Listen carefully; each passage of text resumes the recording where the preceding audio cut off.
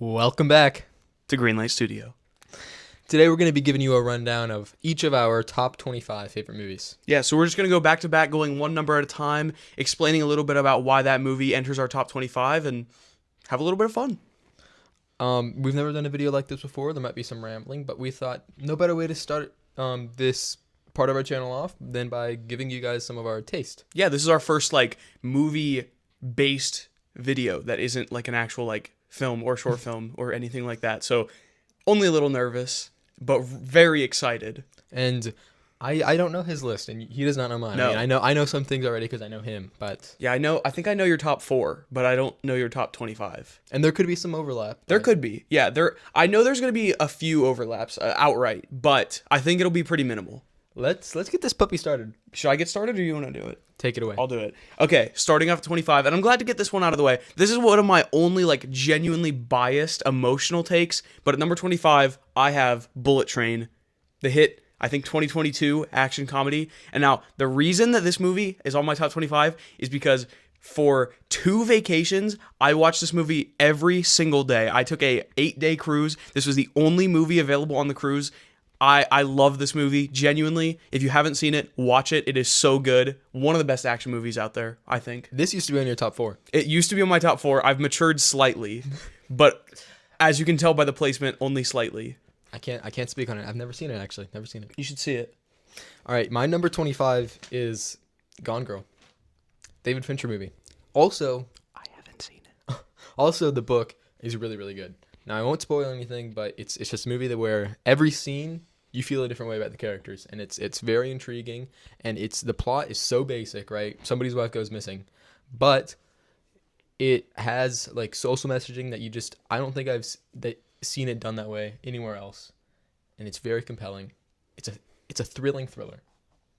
That's really all I have to say about it. You sold me on it. Hey, not the last David Fincher film you'll see on this list. Yeah, I'm excited. At my number 24, I have my first very recent movie. I have 2025's hit horror film Weapons.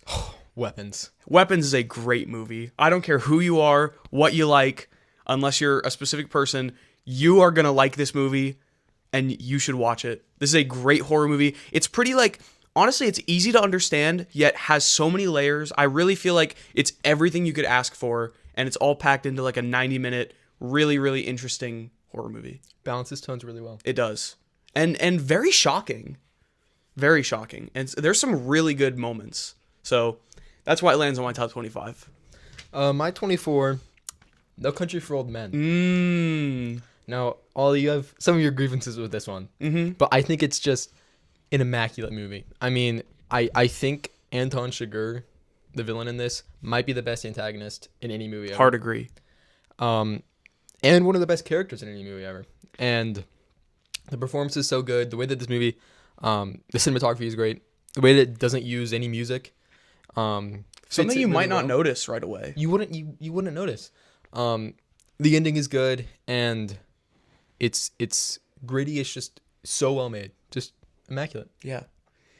At number 23, I have No Country for Old Men. Really? I do. I have my grievances about the ending, but I think the first 90 minutes is good enough that it still lands on this list. And here's the thing, all right? I have my complaints with the ending. Yes, I do.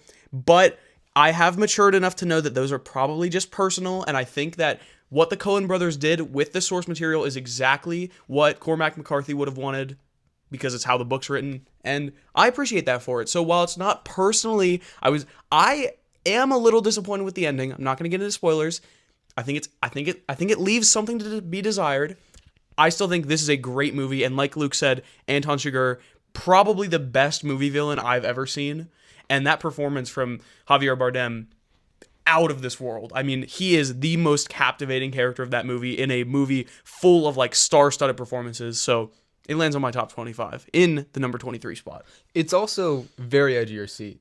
Some sequences in there, it's like you're sweating. You're sweating. I think I was sweating when I was watching this movie. It's sweating. Yeah, but that ending, I'm not gonna spoil it. Yeah, but it's something that is shocking by how not shocking it is. It has a certain nonchalance to it that I think just fits the movie so well. All right, my number 23, Fantastic Mr. Fox. You This movie, seem like the type. it's one of it's one of the best looking movies I've seen. It's it's it's probably the most like autumn movie I've ever seen. It's very autumn, and I think the character of Mr. Fox is really really good, and it has a celebrity voice cast, but it's not like a distracting celebrity voice cast where it's like doing Seth Rogen laughs. Like it fits very well, and the performances are really good, and it's a short 80 minutes, and it has the Wes Anderson style, but it's also the movie that I think he has with the most substance. So Yeah, I mean, little comment. No, quick spoiler: this movie is not on my top 25. However, I still really like it, and I really appreciate the fact that he can capture his style both live action and animated. I think that's a talent that's underappreciated. But moving on, my number 22 movie, Indiana Jones: Raiders of the Lost Ark. Whew. I watched this movie very recently, and it holds up. And I was having a little discussion before. At the end of the day, I have not seen as many movies as this guy right here. And this is one of those movies that I'm so grateful that I grew up with. You know, I grew up with Star Wars and Indiana Jones, and I'm so happy, little tangent here, I'm so happy I grew up with those instead of like 2010 Marvel movies. No hate on Marvel, but I'm not a big Marvel guy, so a little hate on Marvel. But man, Harrison Ford is the 80s actor in my mind, and Raiders of the Lost Ark, I think that just proves it. This is his best Indiana Jones, I think. But all right, not the last Indiana Jones, sorry, on this list. Oh wow. Yeah.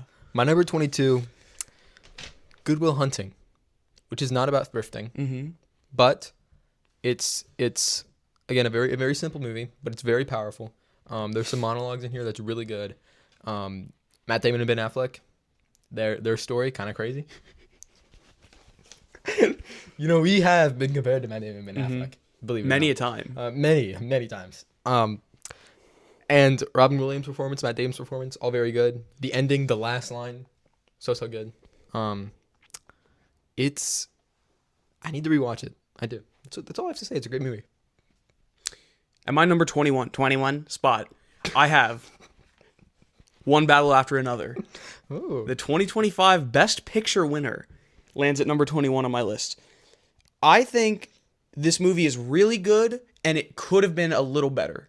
That's my takeaway from this movie. I honestly think I also might have gone in with the wrong expectations. I don't think that it deserved to be at like number 37 or whatever it was at on the Letterboxd top 250 for like as long as it was. It's dropped down a lot now. I think this is a great movie, and for number 21, I've only like said bad things about it. I think I love this movie. I mean, Sean Penn, I think, makes this movie what it is. That is one of, if not the best performance of 2025. I think like he's stealing the show. He's 100% stealing the show. Every second he's on screen, you just want more of him. And overall, this movie's very good. It's very, very good. It's very good. Yes, and it's paced really well for being a long movie. It's 2 hours and 30 minutes and maybe feels like 2. I mean, this movie does a lot with what it has, and every second feels like it needs to be there. To me, though, it's crazy that that's what won Paul Thomas Anderson the best Oscar, because I think that's not even in top 4 of his movies, which you should get around to those. But yeah. All right, what are we on? 9 plus 10. That was 20. Yeah. Okay, my number pretty niche. My number 9 plus 10 is The Truman Show. Starring Jim Carrey, but not the last Jim Carrey movie you'll see on this list. The Truman Show, you know, I watched it once and I was like, yeah, that's a good movie. I'll probably give it like a 3.5. And then I rewatched it. I'm up that puppy up to 5 stars. And there are so many things. It's definitely worth a rewatch because there's so many little details that you pick up on second time, third time, fourth time. And it's the ending is so good. You know, that shot is iconic. It's kind of a spoiler, but it's like so embedded into pop culture. Like everybody knows that last shot, you know? And it's an interesting concept. It's crazy that it hasn't been done before that, because now it's referenced so much, you know? Like it hits. This movie hits, and it was Jim Carrey's first go at dramatic performance, and he did it well, while still bringing that Carrey charm. At my number 20 spot, I have a pretty underground movie, if you ask me. I believe 2005's Bruno don't know if you've ever heard of it.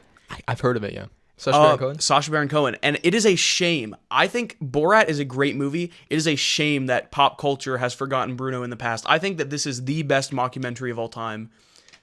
And I think it's funnier than Borat. I think Sacha Baron Cohen, he's a genius in terms of comedy, and this is his best performance, and that's really all I have to say. One of the funniest movies I've ever seen. All right. Maybe I should watch it. I think you should. My number 20, Back to the Future. Mm. Now, to me, this is like the 80s movie. Like, it's not going to be the last 80s movie you see on this list, but like when I think 1980s films, this is the one. And this was actually my number one movie, probably from like 5th grade to 8th grade. This was my number one. And I do think that it is one of the few movies I would consider perfect.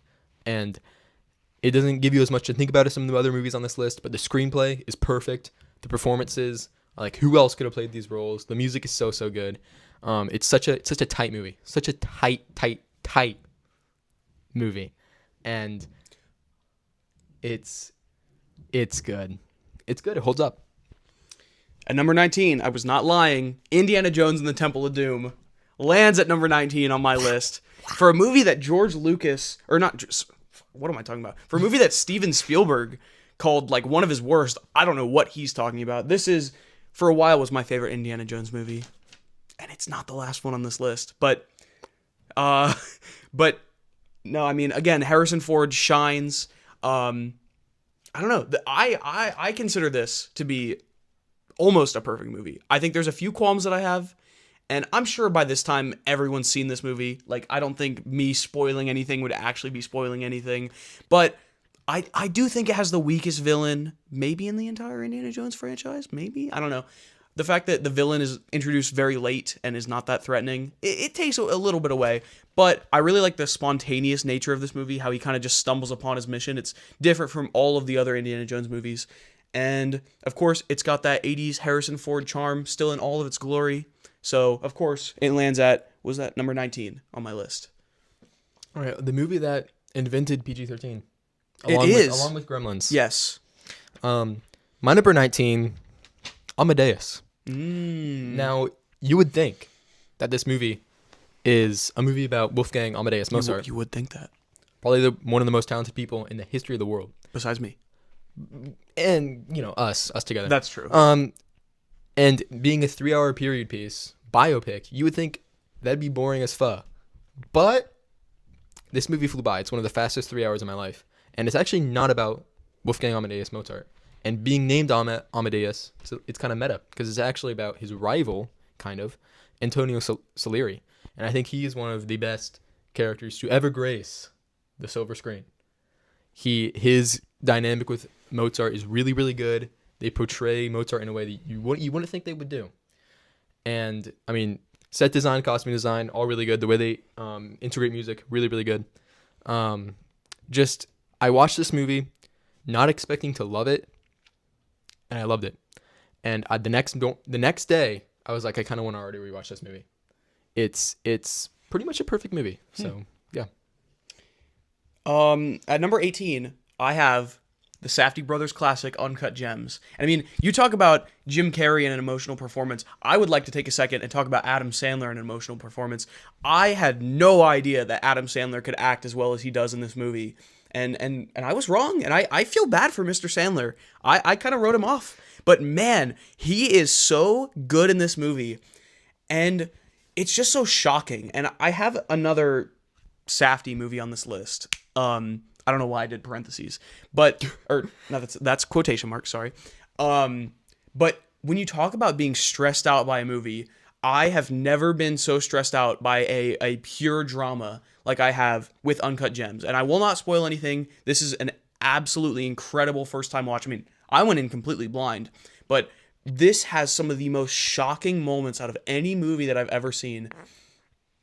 I don't know. I hadn't heard much about this movie because, I wasn't like a super into movies by the time this came out.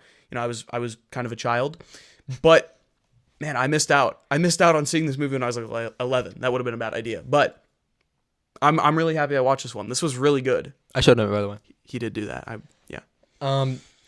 Yeah, it's Yeah. great. It's a solid pick. And between this and Punch Drunk Love, which I think the performance is a little bit better than that, I think Adam Sandler, he's earned its Oscar. Yeah. He has. But yeah, funny you should say that though, because my 18 is also a Safdie's classic.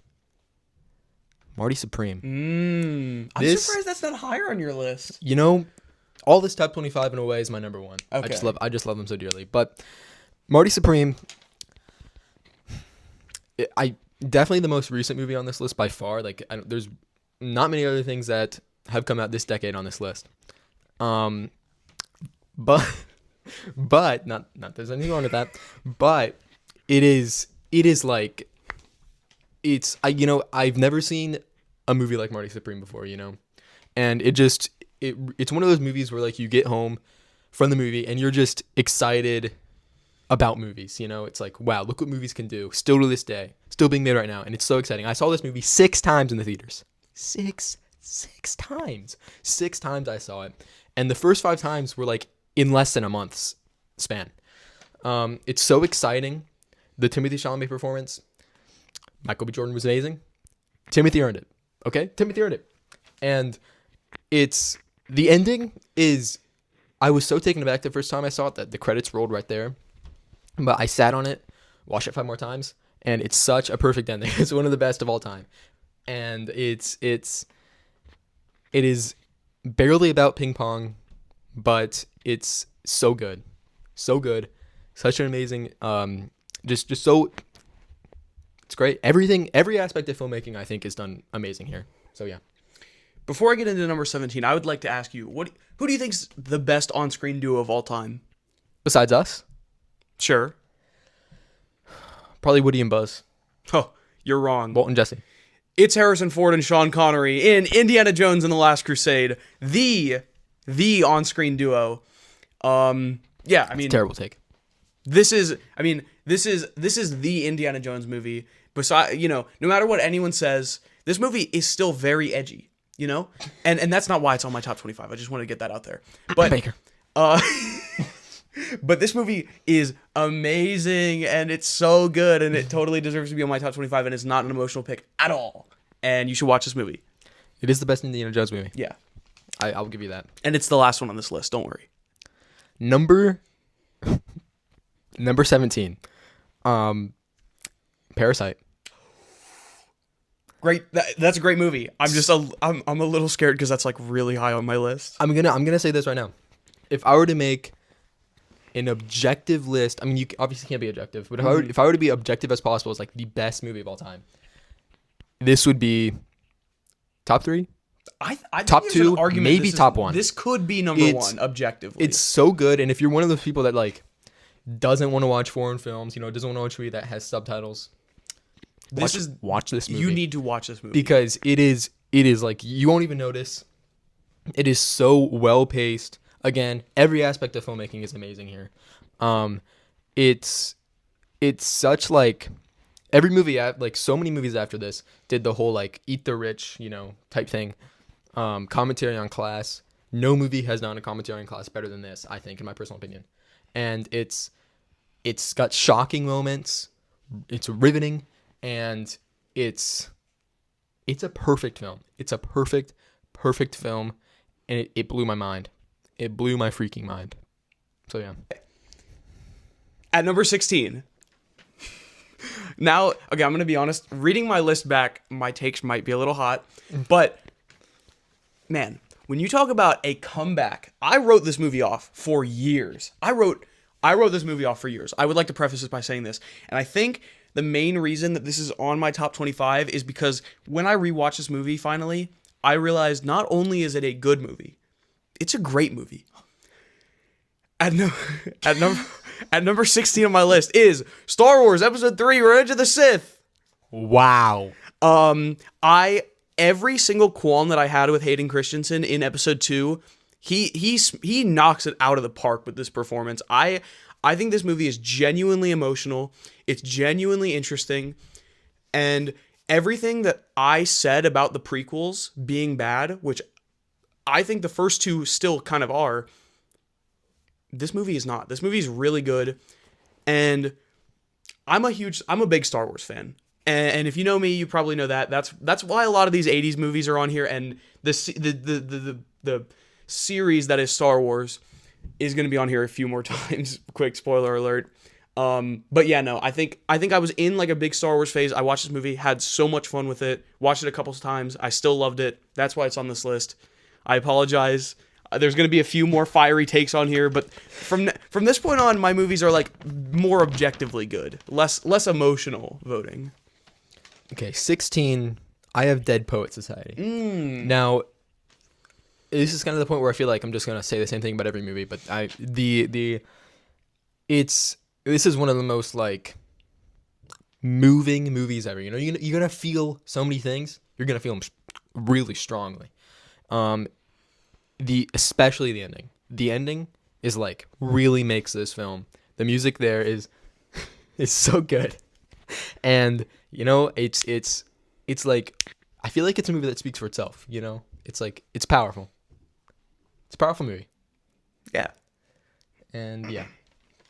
All right. Yeah. Oh, okay. At number 15, I have one of the most disturbing movies you'll ever see. I think this was 2025, but it might have been 2024. 2024/5's Bring Her Back. 2025. 2025's Bring Her Back. You want to talk about something that makes you want to run out of the theater crying and puking? It's this movie. This is one of the most unhinged movies I've ever seen, and I love it for that. And I'm a big fan of that. And actually, we're going to watch Obsession today, and I've heard it might be one of those movies. So I'm getting pretty excited for that. Little meta take there. But I love the feeling of wanting to gouge my eyes out when watching a movie. That's something I strive for when I watch a movie. I want to sit down and I want to feel worse. And that's part of the reason that I also put what did I put on here? I don't know. There's something else that I put on here that I felt the same way about it. Oh, Uncut Gems. You don't want to watch that movie, but you have to. You got to watch the movie, but you want to stop watching the movie because you're so stressed out. This movie made me feel the same way, although maybe even a little more heightened. This movie is gross. I will not recommend this to everyone, but I will recommend it to a lot of people still, just slightly less people. And you saw this in the theaters with who? This guy. We actually saw this and Ballerina double feature. We saw this movie at like 10 o'clock, and we might have snuck into the theater. Well, okay, that's a little misleading. We paid for our tickets. We just went into not this. I would never not pay for a ticket. Yeah, we obviously paid for a ticket. We just, you know, it's a gooder. This is a great movie. If you haven't seen it and you have a strong stomach, you better see it. All right, number 15, Eyes Wide Shut. This is the best Christmas movie of all time. This is the best Kubrick movie of all time. And I've got a Christmas movie on here that might just dethrone that. See, I know what it is. Yeah. But and the best Tom Cruise movie. It's such an interesting movie. Like it might be one of the most interesting movies ever because of all the conspiracies around it, and you know, it's got the all like, you know, the it's the whole thing about Kubrick dying. Before this movie could come out, so you know, is it his final, you know, what he wanted out of it? But it's this movie makes you think. I was thinking a lot about this movie, and I think one of the best things, if not the best thing a movie can do, is make you think. And this movie makes you think. It's hypnotic. It's a good word. That's a nice word. Oh, you can go now. At number 14, I have a movie that you actually recommended to me.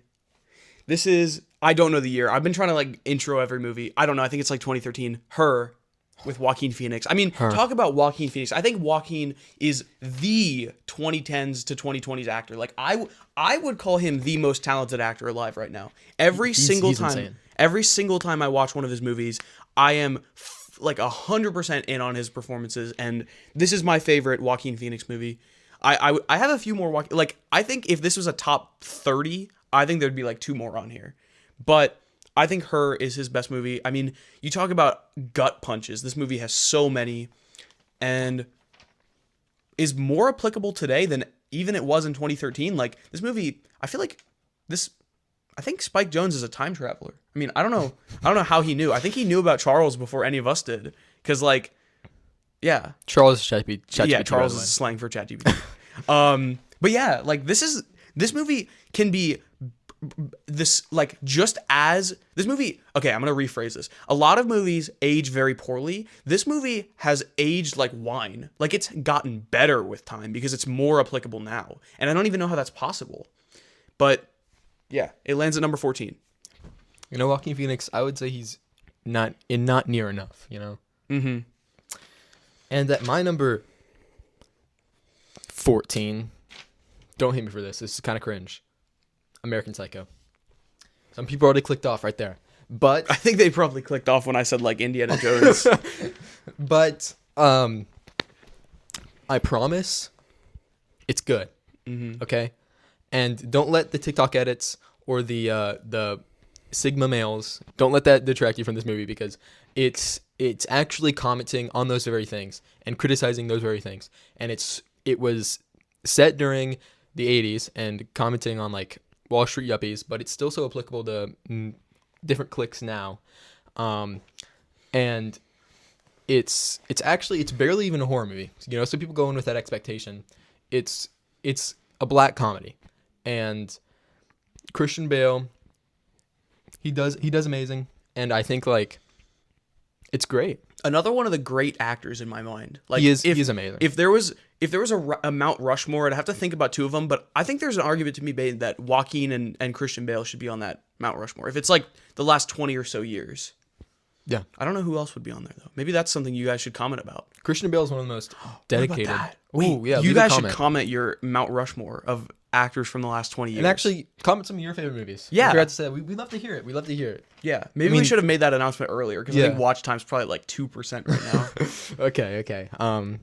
Yeah, that's my 14. My 13 is, you said that Eyes Wide Shut was the best Kubrick movie. I wouldn't know. But on my list, the best Kubrick movie is The Shining. Wow, there's a poster for it right there. There is a poster right there. There also is a poster for The Truman Temple Show of and Doom. Temple of Doom, Yeah. and there's one other Revenge of the Sith right there. Sith. This is not my room, by the way. I'm not gonna take credit. But anyway, back to me. The Shining is also not really a horror movie. Like, I went in expecting a horror movie, and I think I got I think I've said this so many times, but what is probably the best performance, like this is the performance that I think about when I think about the 80s movies, is Jack Nicholson in The Shining. For sure, one of the best performances of all Yeah, time. I mean, and like, Shelley Duvall too. She's up there too. she is, absolutely. And this movie is so odd. Like, the fact that people are still talking about like theories that they have about this movie 45 years later is insane, and it goes to show how talented Stanley Kubrick is. And to me, like, all the choices that he makes that people say like, oh, you know, that could be a mistake, I feel as though they're all intentional. And there's so much discussion that can be had about this movie. This is in my opinion like the thinker on my list. Like, I have a lot of movies that make you think. I think on my list, at least, this is probably the movie that makes you think the most, in my opinion. Not a bad choice. Yeah. All right, my number 13, Ferris Bueller's Day Off. This one's a lot lighter than the other movies on this list, but I would say that this is the teen movie. And like, I think that this is the best depiction of teenagers and school ever put to film. Most accurate.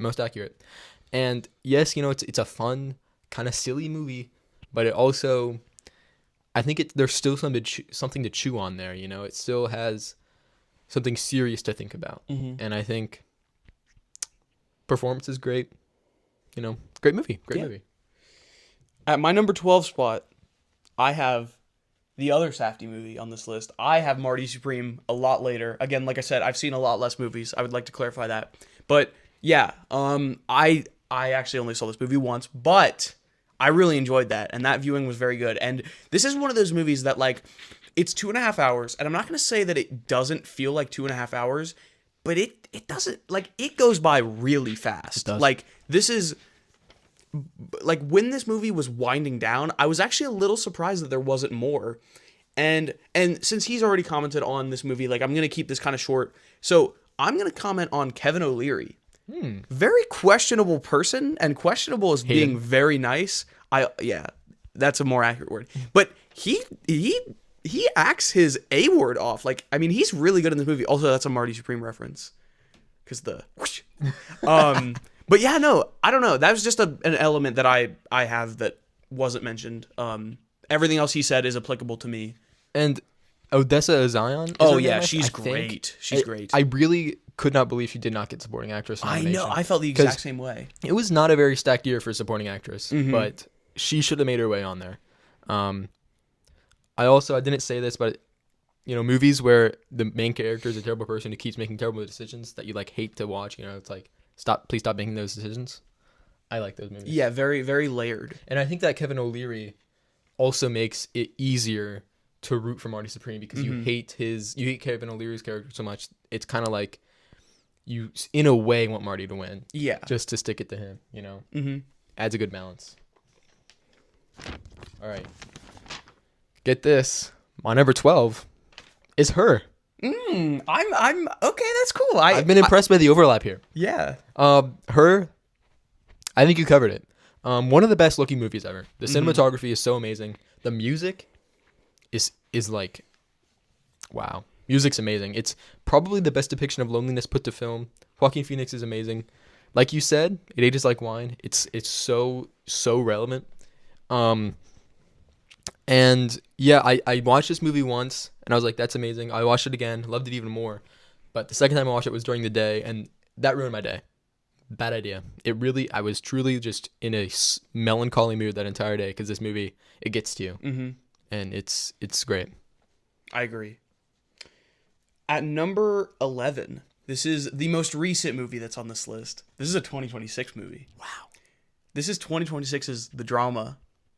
And I would like to clarify, I think recency bias has put this probably higher on this list than it should be. However, I think no matter how you spin it, this would be on my top 25. I loved this movie. I was extremely captivated. And also, another example of you're not necessarily rooting for the character that you're rooting for.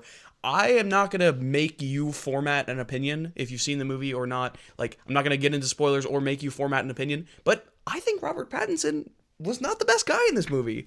And I think the fact that he's the character that you follow for the majority of the movie, even though me personally watching, I didn't agree with his decisions, I think it added a lot of layers because as much as I wanted to see them work out all their problems, at the same time I was like, do I want them to sort out all their problems? Like, if this is his reaction to that, which is obviously shocking. I don't know why. If you've never seen the movie, this is probably the most confusing way of describing it ever. But, it does make you think, and it makes you think, what would you do if you were in his shoes? And I think that's what I took away most, is what would I do if I was in his shoes? And I don't know. I did give that movie 5 stars, and you're right. It's very challenging, complex, and conflicting, and that's what makes it so good. Yeah. My number 11, 500 Days of Summer. Another one where it shows a relationship and you see both sides and they both made very bad decisions, but that's what makes it so good. People hate on Summer, people hate on Tom, but the truth is that it lands somewhere in the middle because they both made mistakes. And I think that this movie, it's got a great lesson to it. And it's got a great style. The non-chronological way it's framed is really interesting. And the expectations versus reality scene, if you've seen the movie, is really, really, really good. So, great movie. We're in the top 10. I mean, this is the final stretch right here. Top 10. The top 10. And this one, I know you disagree with me on. This is Midsommar. Ari Aster's second film. Ari Aster, I believe, is a genius. Even his movies that I don't think still work in a little bit of a way. This movie is shocking moment after shocking moment after shocking moment. I think that the performances are great. Overall, there's not much that I can say without spoiling, and that it's the same way that I feel about another movie on this list, or actually a couple movies. But yeah, I mean, I had just watched Hereditary and loved it. And going into this movie, I was thinking to myself, there's no way Ari Aster makes back-to-back masterpieces. And in my opinion, he did. Not the best horror movie on this list, but it's really good. And I think if you haven't seen it, you should give it a shot because it's really good. Although another one you definitely need a strong stomach for. This one is disturbing. It's gross. It's It gnarly. is. My number 10.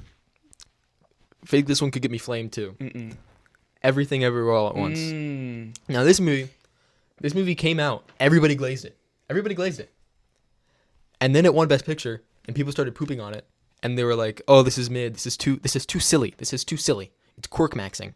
But I would argue that it's still a very deep movie, and like some of the scenes like genuinely bring me to tears. The rock scene is one of my favorite movie scenes ever. Does the movie go on a little long? Maybe. But it's just like it's an exciting movie, and sometimes the comedy doesn't exactly work, but the drama always works, I think. And yeah, it's a great movie. I will say, like, personally, this is probably the number one movie on my rewatch list because I watched this movie in theaters, but I was like 13 and didn't really know what was happening. I liked it, but I think I just liked like the action sequences. I don't even remember the movie being like all that deep. So I really need to rewatch this one because I cannot really comment on it. I think it's a beautiful movie. I do remember it being very beautiful. I just don't I don't take away anything from it because I just don't remember. So I have to rewatch this one. I will admit though, the Jamie Lee Curtis Oscar win is absolutely ridiculous. Not even the best supporting actress in that movie. Yeah, no, that's the craziest part. At my number 9 spot, I mean, oh god, it's never good when I start smiling. I mean, you want to talk about masterpieces in the holiday genre? Oh my god. You take away movies, and I'm not even just talking horror. You want to talk like Halloween movies? Obviously, Halloween. There's other great Halloween movies. Thanksgiving movies. There's the movie Thanksgiving, and what? Ass. It was pretty good. But you want to talk about Christmas movies, right? And one Christmas movie stands above all the rest. And you made a pretty hot take earlier that, what was it? Eyes Wide Shut was the best Christmas movie. It is. It's not even the best Christmas movie in the top 25, and that's because the best Christmas movie ever made is Terrifier 3. Oh my goodness. The horror masterpiece. David Howard Thornton and Damien Leone are at it again in all their glory. And I'm going to be tuning in for Terrifier 4 when it comes out in 2027, hopefully. Man, I mean, there's just no words for it. I mean, this is a masterpiece of a movie. You need to, right now, whatever you're doing, it's not important. Go and watch Terrifier 3 and come back to me and tell me I'm wrong. This is a top 10 movie. This is a number 9. This is the number 9 movie. What's your number 9? It better be Terrifier 3. My number 9 is not Terrifier 3. It's actually American Beauty. This one's gotten some slander too. And I believe this is my personal favorite movie that has won Best Picture. Yes, Kevin Spacey stuff makes it a little bit weird, a little bit gross, but you just got to look at the art, not the artist, right? Yeah. Woo! But, and I will admit, this movie, it's been criticized for being kind of corny, kind of cheesy.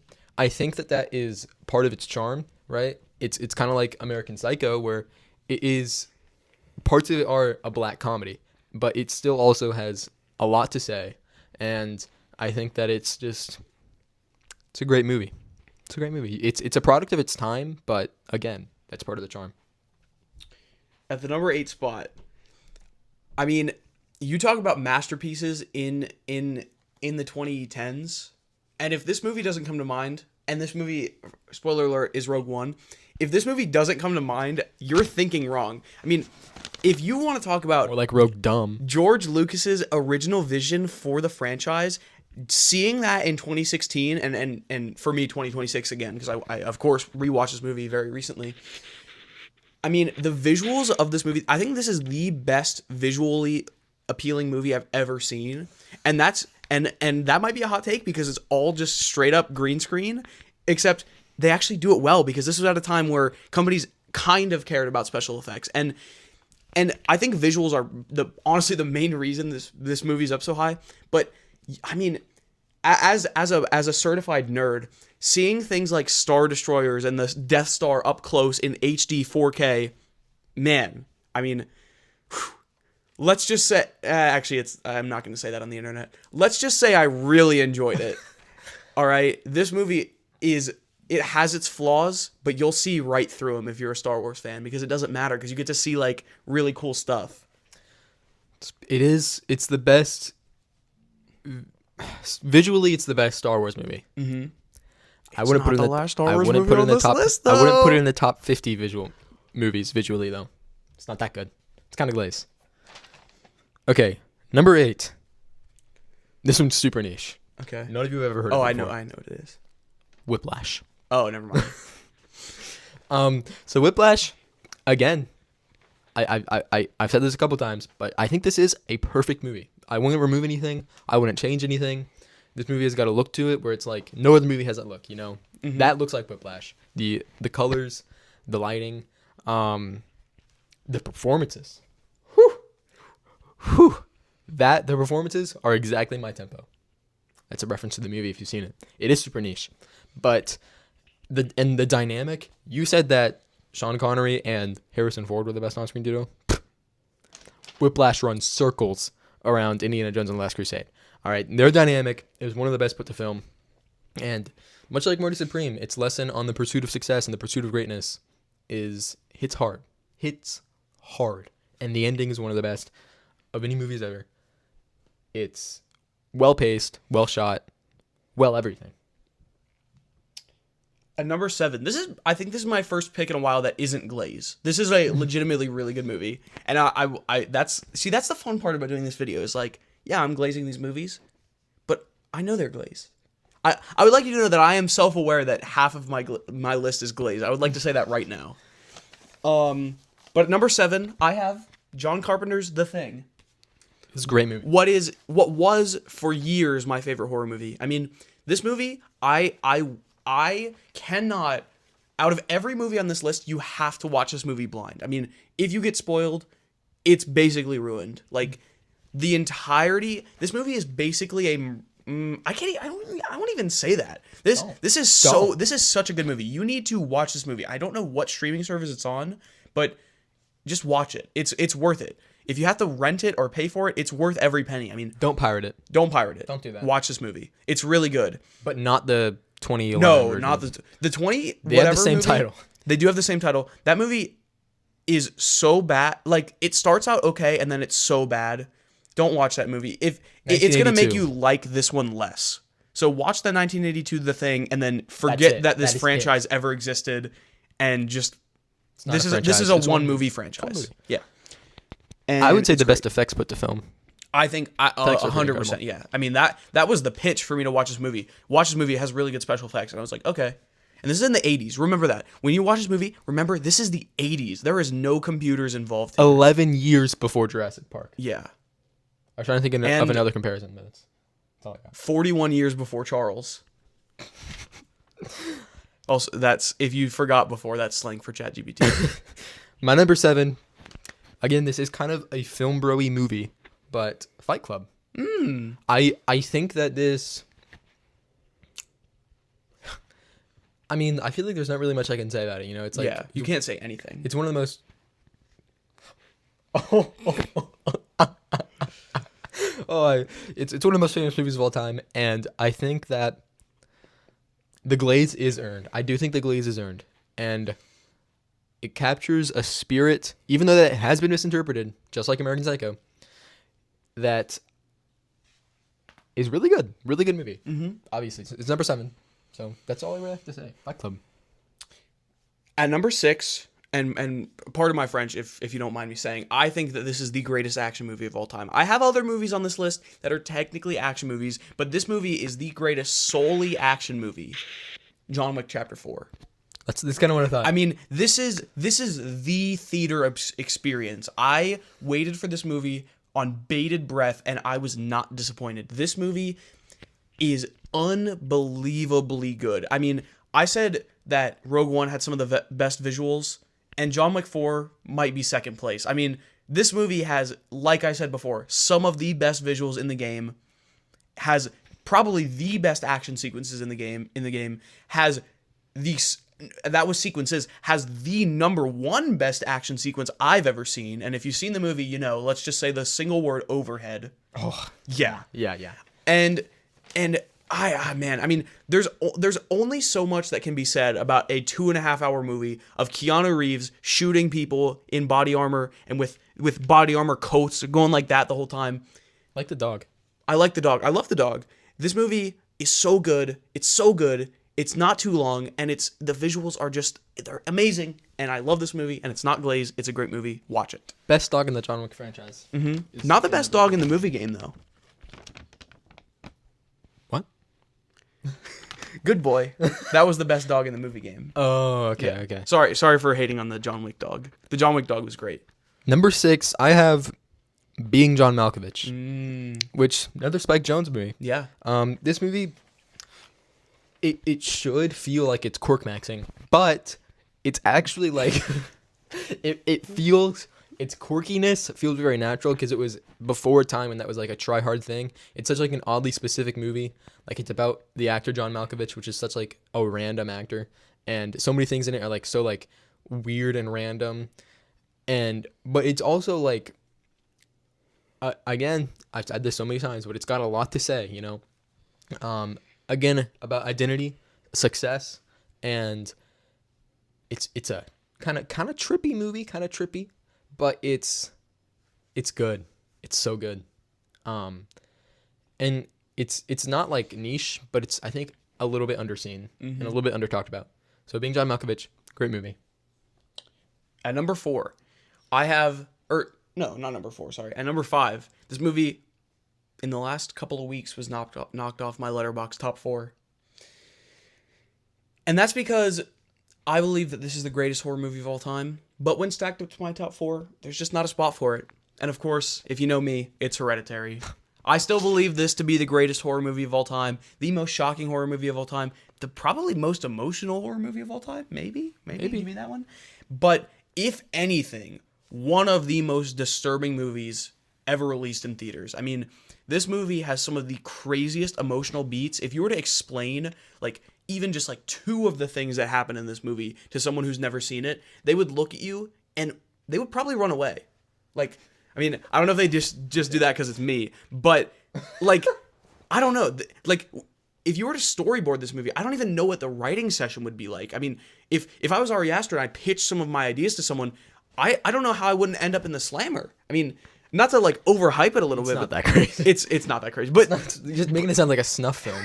it's not a snuff film, but it's probably the closest thing you could ever see in theaters. That's also probably a lie. Yeah. I don't know if Martyr's released in theaters or like a I feel like even the Bone Temple is like more extreme. That's a bad take. But actually maybe don't watch this. I don't know. This movie I think will ruin your day if you watch this movie.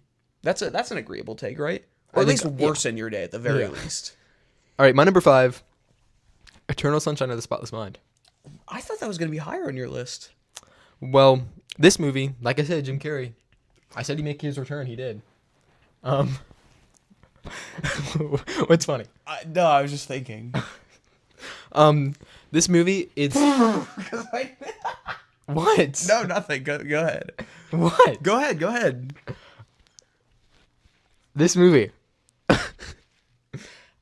This is another one where I watched it once. I didn't fully get it. I watched it a second time and then clicked. And then I watched it a third time and I loved it even more.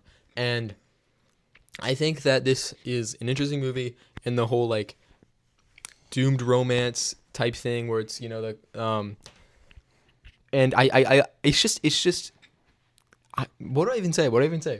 It's a trippy movie. Good cinematography. You know it. You know it's great. You know it's a great movie. If you've seen it, you know it. Mm-hmm. So yeah, number 5, Eternal Sunshine of the Spotless Mind. Number 4, speedrunning. I'm speedrunning. Because Luke's already said this movie, and it's Parasite. This movie is at my number 4 spot. I think this is probably the objectively best movie on my list, but it is not my favorite movie on this list. Everything that he said is true. I truly do believe that this is a perfect movie. I think it has the best performances. And I think, like, as an American, seeing foreign films, I'm so much more impressed by their style. Like, I feel like they're always so stylized, and especially I really like Korean films. Like, I've seen a few. I really like their style, and I don't know. I think that this is like a standout in that game, and I think this is a great movie. For sure. It's crazy that it took till, I mean, the movie came out in 2019, but the ceremony was 2020. Mm-hmm. It took till 2020 for a foreign movie to win Best Picture. Yeah. That's insane. And people were mad at it. I don't even understand. Like, I guess I technically understand why they're mad. It's stupid. But, like, I don't know. I think the whole argument over, oh, well, it already won Best Foreign Film, so why can it win Best Film? So stupid. It is the best film. The best movie should be able to win both if it's a foreign film. This is like same with 6-year-old beef. But Same with animated movies. yeah. All right.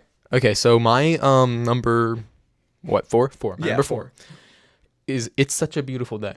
This movie, it's like barely a movie. It's an hour long, but what it does in that hour, not many movies have been able to do. And I think if there were to be a movie that captures like the meaning of life, you know, that's a little bit like, you know, stupid sounding, but I think it'd be this movie. And if there were a game to capture it, it would be Outer Wilds. Go play Outer Wilds. This movie, I think like it might take a while to settle in, but once you see what it's going for, I think it goes for it and it does it really well. And that ending really packs a punch.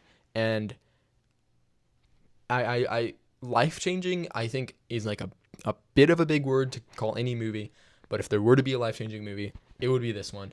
It's kind of hard to access this movie, hard to watch it, but if you have an hour on your hands, which I know you do, watch this movie. It's kind of artsy, but it's worth it. It's worth it. Number 3 spot, another one. Mr. Luke over here has already said, I put Whiplash at the number 3 spot. Oh, yeah. This movie was quite my tempo. I really enjoyed this movie. I waited a little too long to watch it, and I don't know. I mean, everything he said applies. Do I still think that Harrison Ford and Sean Connery are the best on-screen duo? Heck yeah. But, you know, that's just my opinion. But yeah, this movie's great, and I love it. All right, my number 3 is a movie called Before Sunset. And this I can get into it a little bit more later on, but it's great. It's great. The writing is phenomenal, and I think that the way that they can make a movie so compelling when it's just two characters talking is really good. And it's a sequel to the 1995 film Before Sunrise, and that's such an unexpected movie to have a sequel, but it's one of the best. It's one of the best. At the number 2 spot, Nirvana, the band, the show, the movie. I mean, you want to talk about genius. It's so good. It is so good, and it's a shame. It's a shame that more people haven't seen this movie. I mean, the comedy is not for everyone. I will say that outright. This is a very peculiar comedy style, but I mean, you know, Sean Connery and Harrison Ford might have competition for best on-screen duo because Matt Johnson and Jay McCarroll for the last, I don't even know, 20 years at this point, have been killing it with Nirvana the band. They are hilarious, and the things that they are able to pull off in this movie are insane when you really stop to think about it. This is one of those movies that honestly gets better when you know how things are done. Like, usually it kind of takes away from the magic. I think the exact opposite. Knowing some of the things that they had to do behind the scenes to pull off what they pulled off, I think it makes me appreciate this movie even more. It is not a high budget film. No, not even a mid budget film. No, this movie was made with like I think less than $1 million. But it's crazy. It's movie making. You would never know. I mean, you would watch. I think you could watch this movie and think like, oh yeah, that was like a $5 million multi-million-dollar budget. Like it was not. It was. I think it was less than $1 million. It's hilarious and like you said, very impressive. But it also has a lot of heart. It does. It's surprisingly touching for what it is. It really is. And you don't have to watch the show beforehand. I think you should. It helps. It helps. And it's not necessary. It's not necessary. And I would say the show is like on par. Like I think with a lot of things, like if it gets a movie and gets a show, usually one's like objectively better. I think the show and the movie are really on par. Like they have been hitting for 20 years. Now you did say that Bruno was the best mockumentary of all time. This kind of is a mockumentary, but it's more of just a movie. It kind of cheats a little bit. It kind of cheats. All right, my number 2, Before Midnight. So now you can probably guess what my number 1 is. But Before Midnight has I feel like I've said something about the ending for like almost every movie on this list. Before Midnight, the ending to Before Midnight is my favorite ending of all time. And I think that it has such a realistic depiction of relationships. And again, dialogue is amazing. It just everything is so right in this movie. And yeah. And my number one spot. I mean, you talk about genius. You talk about filmmaking masterpieces. One movie stands above the rest. And you also talk about low budget. And you also talk about on-screen duos. And you want to talk about filming on an iPhone in a basement. Return to Sender is my number one. No, I'm kidding, of course. I was actually planning on making the same joke. Yeah, I was. That's why I started laughing. Okay, I'll get a little meta here. I thought you moved everything down one because you were going to put that as your number one. Because I could have sworn Eternal Sunshine was in your top 4. And I know it is, and you changed it around on here because you didn't want to put all the before movies on there. Yeah. Little spoiler. But anyway, my number one movie is Star Wars The Empire Strikes Back, Episode 5. And I'm not going to say anything because everyone is standing up clapping and speaking for themselves. So go ahead and share your number one. All right, so number 3 was Before Sunset. Number 2 was Before Midnight. So you can probably guess that number 1 I can't. was Return to Sender. Oh, we made that. Yeah, you took that joke from me, Ollie. Sorry. But no, number 1 is Before Sunrise. And this movie is like, now that you know, I got all 3 of them, it's easier to talk about as one thing because it's hard to separate each film from one another once you've seen all of them. And I'd say if I were to choose like my favorite pieces of like fiction or media, number 2 would be Breaking Bad, but number 1 would be the Before trilogy. And I think that it's, you know, I love movies, and so many of these are so close. I said earlier, like, they're all my number 1. Really, they're all my number 2 except for these 3, and these 3 are my number 1 because it transcends cinema. That's super corny, but nothing else touches it. It's the best love story put to film. The cinematography, it's not like mind blowing, but it is really good. And again, the dialogue. I love conversation based films, and this is the best one. This movie makes you feel insecure about every conversation you've ever had because the dialogue is so good, but yet still realistic, right? It's the movie, you describe these movies in a very basic summary and it feels unrealistic, but it is very grounded, and I feel like there's so much I could say. I don't want to spoil anything though, but yeah, watch these movies. If you want to watch it with me, shoot me an invite. But yeah, that's our top 25 movies. Yeah. Anything else you should say? I mean, I think we got to outro it, right?